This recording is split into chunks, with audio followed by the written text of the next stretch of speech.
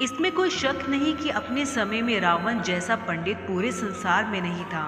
राम भी संसार के इस नीति, राजनीति और शक्ति के महान पंडित की प्रतिभा से भी पूरी तरह अवगत थे। इसलिए श्री राम भगवान ने लक्ष्मण को मृत्युशैया पर लेटे रावण से सीख लेने के लिए कहा था। रामायण के अनुसार जब रावण अपने अंतिम समय में था तो राम ने लक्ष्मण को अपने पास बुलाया और कहा, लक्ष्मण, कि रावण नीति, राजनीति और शक्ति का महान ज्ञाता है। ऐसे समय में जब वह संसार से विदा ले रहा है, तुम उसके पास जाकर जीवन की कुछ शिक्षा ले लो।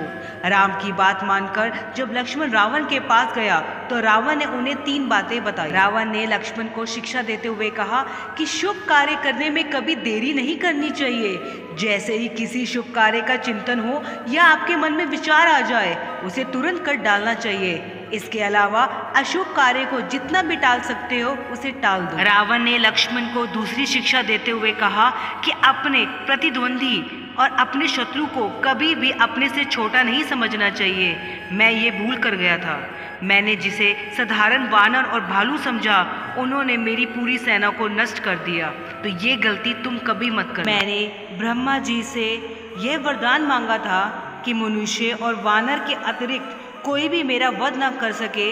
ऐसा वर मैंने इसलिए मांगा था क्योंकि मैं इन दोनों को तुच्छ समझता था। महाज्ञानी रावण ने लक्ष्मण को तीसरा ज्ञान देते हुए कहा कि अपना रहस्य कभी किसी को नहीं बताना चाहिए। रावण ने लक्ष्मण से कहा कि मैंने अपनी मृत्यु का जुड़ा रहस्य यदि किसी को नहीं बताया होता तो आज मेरी मृत्यु नहीं होती, लेकिन मैंने ये रहस्य अपने भाई को भरोसा करके बताया, जिसके कारण आज मैं मृत्युशैया पर पड़ा हूँ। इसके द्वारा हमें सीख मिलती है कि अगर समय आने पर दुश्मन से भी आपको सीख लेनी पड़े तो इसमें गुरेज नहीं करना चाहिए, दुश्मन की भी अच्छाई को अपनाना चाहिए।